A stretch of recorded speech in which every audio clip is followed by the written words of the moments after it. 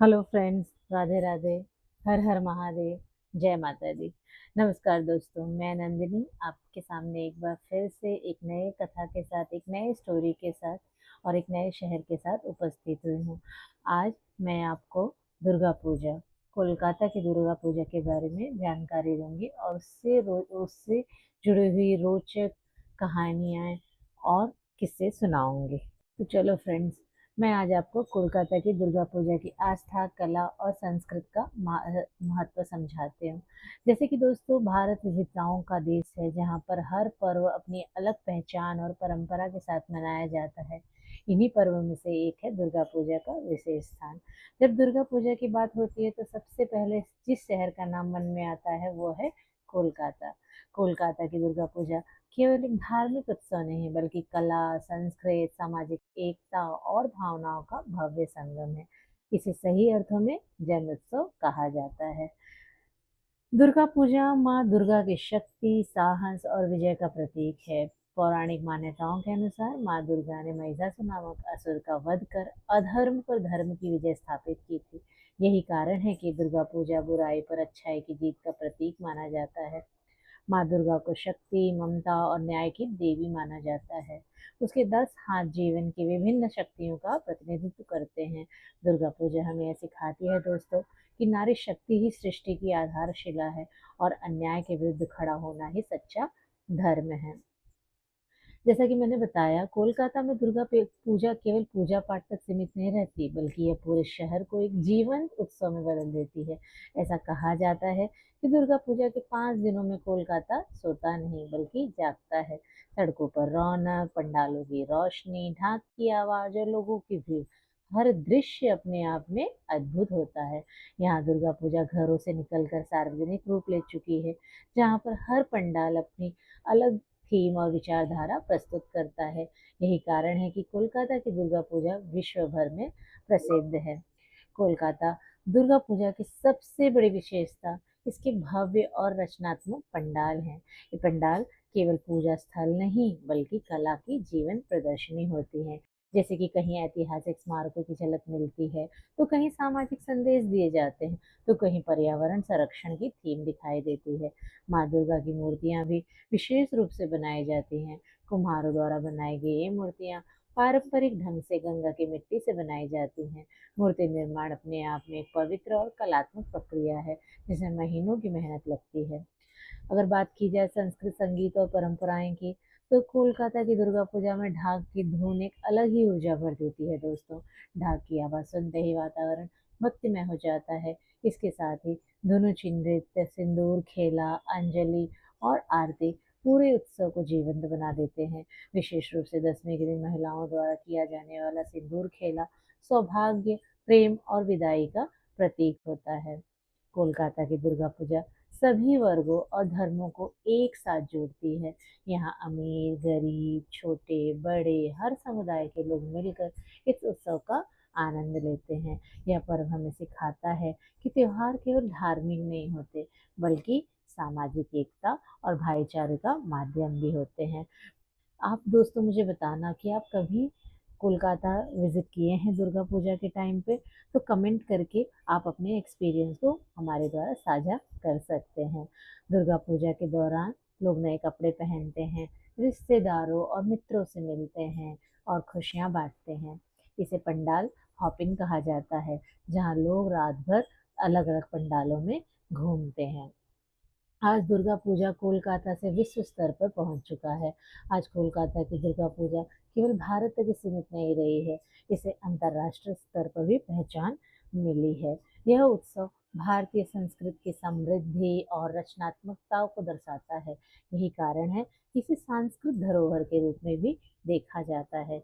कोलकाता की दुर्गा पूजा यह दिखाती है कैसे परंपरा और आधुनिकता एक साथ चलती है। दुर्गा पूजा का जीवन में यह संदेश हमें देखने को मिलता है और दुर्गा पूजा हमें यह सिखाती है दोस्तों, नारी का सम्मान करें, अन्याय के विरुद्ध साहस रखें, कला और संस्कृति को सहेज कर रखें। समाज में हमें एकता बनाए रखने का सीख भी दुर्गा पूजा देता है। माँ दुर्गा का आगमन उत्साह और आशा लेकर आता है। उनकी विदाई हमें सिखाती है कि जीवन में हर मिलन के साथ एक विदाई भी होती है। दोस्तों, दुर्गा पूजा केवल उत्सव नहीं बल्कि शक्ति की उपासना है। इन दिनों माँ दुर्गा को महिषासुरमर्दिनी रूप में पूजा जाता है, जो अधर्म, अहंकार और नकारात्मक शक्तियों का नाश करती हैं। दुर्गा पूजा के दौरान दुर्गा सप्तशती के पाठ का विशेष महत्व रखता है। आज मैं आपको दुर्गा सप्तशती के पाठ के बारे में कुछ जानकारियाँ साझा करूंगी। जैसे कि दुर्गा सप्तशती, जिसे चंडी पाठ भी कहा जाता है, माँ दुर्गा की 700 श्लोकों वाली दिव्य स्तुति है। यह पाठ मार्कंडे पुराण से लिया गया है। इसमें 3 मुख्य कथाएं होती हैं: मधुकैटभ वध, महिषासुर मर्दन, शुंभ निशुंभ वध। ये कथाएं दर्शाती हैं कि जब भी अधर्म बढ़ता है, माँ शक्ति रूप धारण कर सृष्टि की रक्षा करती हैं। दुर्गा पूजा के समय दुर्गा सप्तशती पाठ इसलिए किया जाता है क्योंकि यह नकारात्मक ऊर्जा को दूर करता है, मन को साहस और स्थिरता देता है, भय, बाधा, मानसिक तनाव कम करता है, घर और वातावरण को शुद्ध करता है। मान्यता है कि सच्चे भाव से किया गया सप्तशती का पाठ माँ दुर्गा को शीघ्र प्रसन्न करता है। माँ दुर्गा सप्तशती हमें सिखाती है, शक्ति बाहर नहीं, हमारे भीतर है। अन्याय के विरुद्ध खड़ा होना ही धर्म है और धैर्य और साहस से हर युद्ध जीता जा सकता है। आज मैं दोस्तों बताऊंगी कि भारतीय सनातन परंपरा में शक्ति का उपासना जो सर्वोच्च और प्रमाणिक ग्रंथ माना जाता है, वह दुर्गा सप्तशती है। ये केवल स्तुति या कथा संग्रह नहीं, बल्कि मानव जीवन के संघर्ष, साहस और विजय का आध्यात्मिक दर्शन है। जब संसार में अधर्म, अन्याय और अहंकार बढ़ता है, तब शक्ति का प्राकट्य होता है। इसी सत्य को दुर्गा सप्तशती अत्यंत प्रभावशाली रूप में प्रस्तुत करती है। जैसा कि मैंने आपको आगे भी बताया, दुर्गा सप्तशती सप्तशती को चंडी पाठ या देवी महात्म्य भी कहा जाता है। यह ग्रंथ मार्कंडे पुराण का एक महत्वपूर्ण अंश है। जैसा कि इसमें 700 श्लोक है, इसी कारण से इसे सप्तशती भी कहा गया है। इस ग्रंथ में माँ दुर्गा को केवल देवी नहीं बल्कि संपूर्ण ब्रह्मांड की चेतना और ऊर्जा के रूप में वर्णित किया गया है। मैंने आपको आगे भी बताया दोस्तों, जैसे दुर्गा सप्तशती हमें सिखाती है, शक्ति सृजन भी करती है, शक्ति संहार भी करती है और शक्ति ही संरक्षण का आधार है। दुर्गा सप्तशती की संरचना 3 चरित्रों में की गई है। दुर्गा सप्तशती 3 मुख्य भागों में विभाजित है। हर चरित्र जीवन की एक गहरी सीख देती है। प्रथम चरित्र होता है मधुकैटभ वध से। पहले चरित्र में 2 असुर मधु और कैटभ ब्रह्मा जी को सताने लगते हैं, तब विष्णु जी योग निद्रा में होते हैं।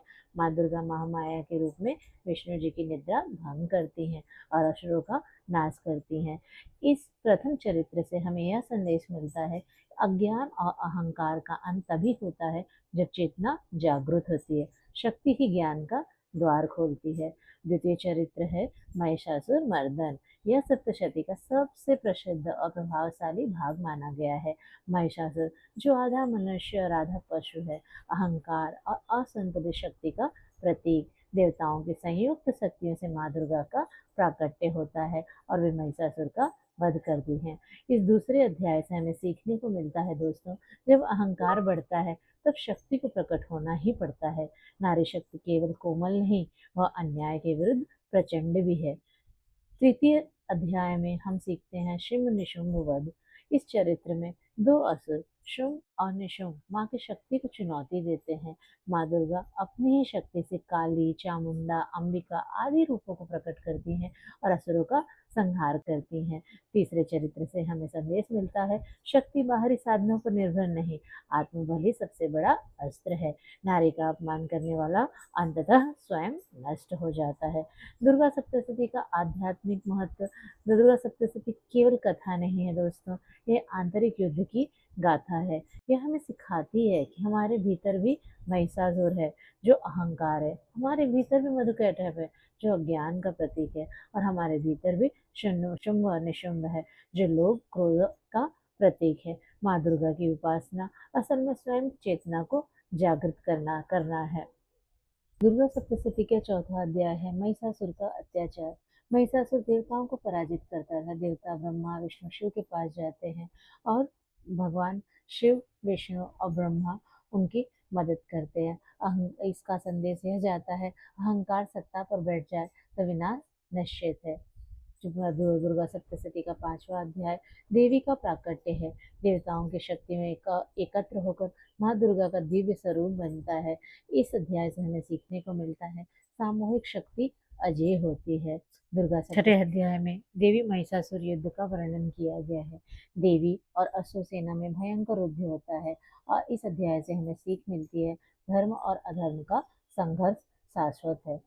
सातवां अध्याय महिषासुर वध है, जो माँ दुर्गा महिषासुर का अंत करती हैं। हमें यह संदेश मिलता है असंतुलित शक्ति का नाश निश्चित है। आठवें अध्याय में शुंभ और निशुंभ का उदय बताया गया है। नए असुर देवी की सुंदरता और शक्ति को चुनौती देती हैं। इस अध्याय से हमें सीख मिलती है अहंकारी हमेशा शक्ति को कम कर आंकता है। और नौवें अध्याय में ध्रुव विलोचन वध का वर्णन किया गया है। देवी ध्रुव विलोचन को भस्म करती हैं और हमें संदेश मिलता है कि सत्य के सामने दूत भी टिक नहीं पाते। 10वां अध्याय है चंडमुंड वध। काली रूप में देवी चंडमुंड का वध करती हैं और जब सीमा टूटे तब रौद्र रूप आवश्यक होता है। यह संदेश हमें 10वें अध्याय से मिलता है। 11वें अध्याय में देवी स्तुति का वर्णन किया गया है। देवता माँ की स्तुति करते हैं। यही प्रसिद्ध श्लोक आता है, या देवी सर्वभूतेषु शक्ति रूपेण संसिता नमस्तस्यै नमस्तस्यै नमस्तस्यै नमो नमः। या देवी सर्वभूतेषु बुद्धि रूपेण संसिता नमस्तस्यै नमस्तस्यै नमस्तस्यै नमो नमः।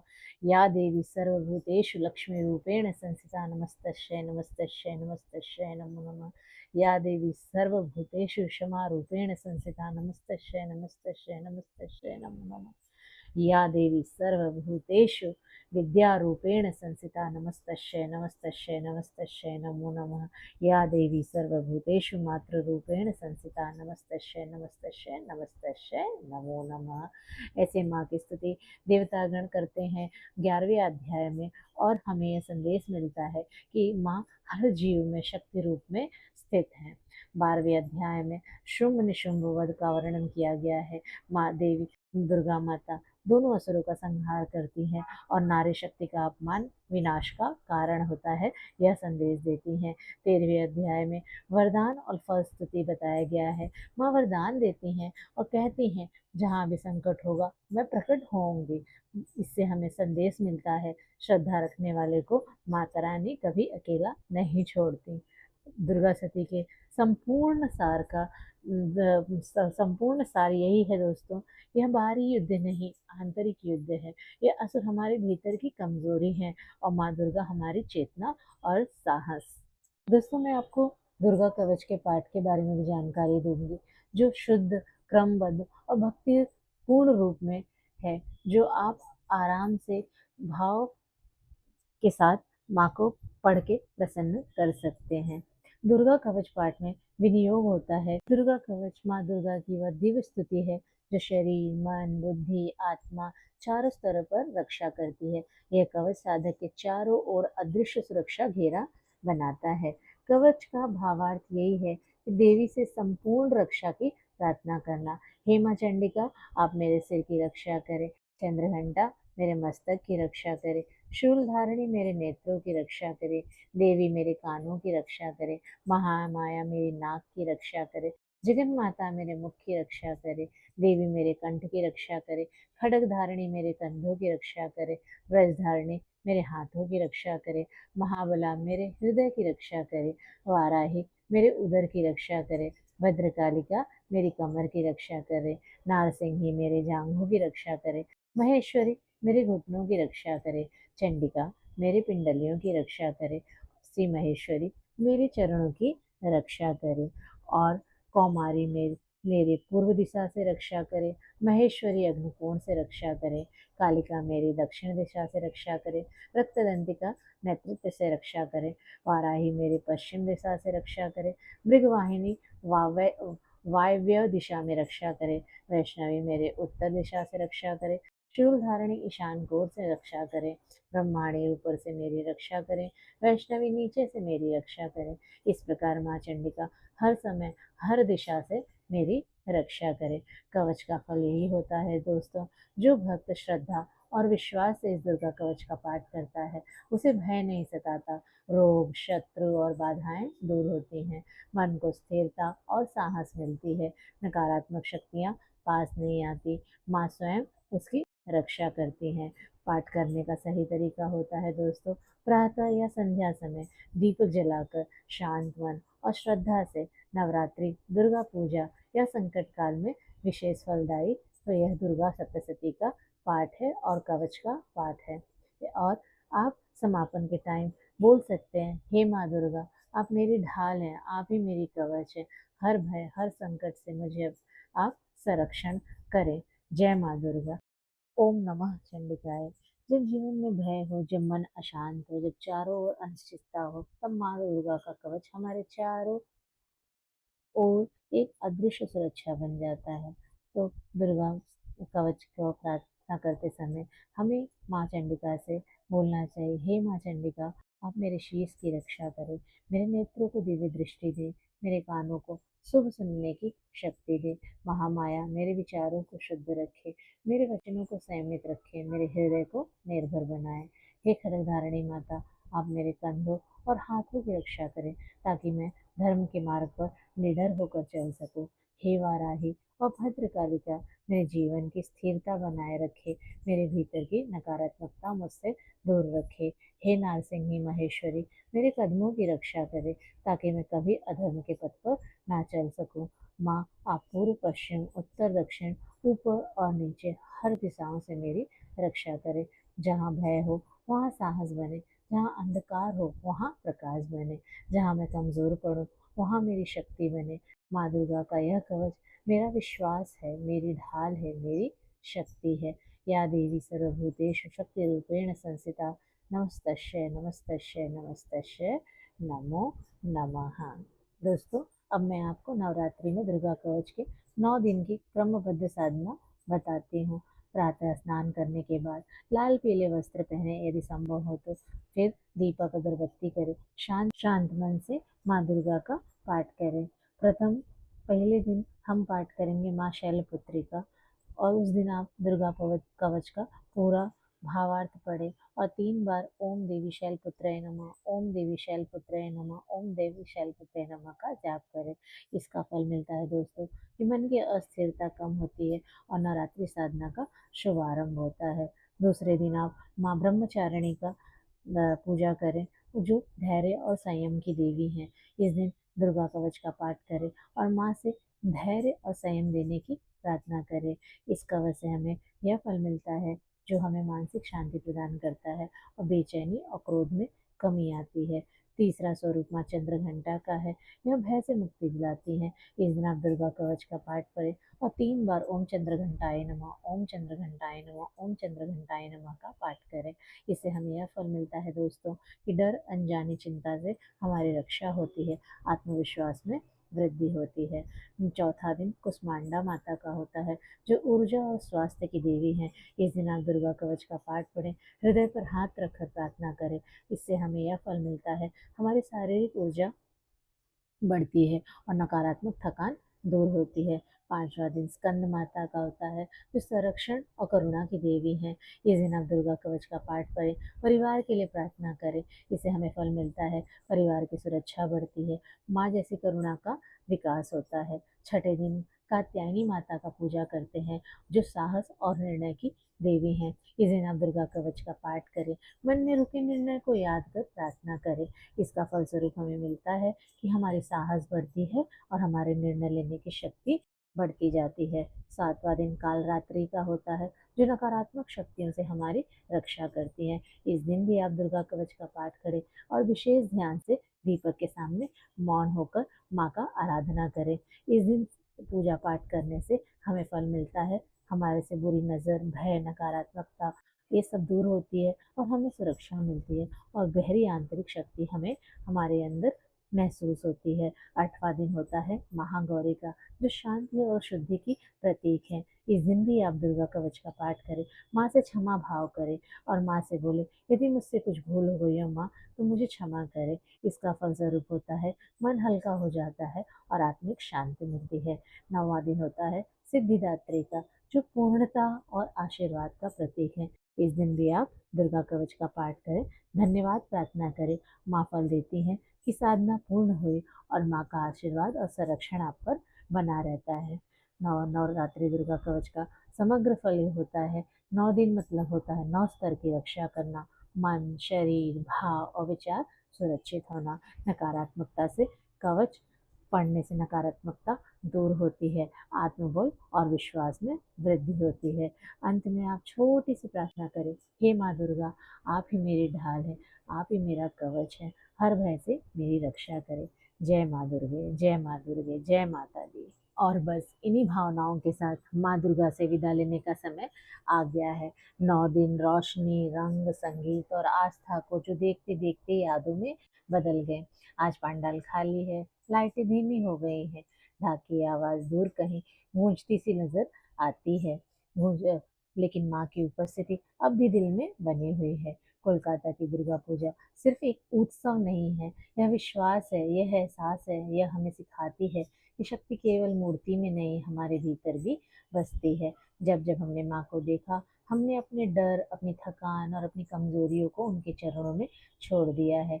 आज आंखों में नमी है, पर मन में शांति भी है, क्योंकि विदाई अंत नहीं होती, यह अगले मिलन का वादा होता है। माँ दुर्गा कहती हैं, जब भी तुम्हें लगे कि शक्ति कम पड़ रही है, मुझे याद करना, मैं तुम्हारे भीतर आ जाऊंगी। जय माता दी, जय माता दी, जय माता दी।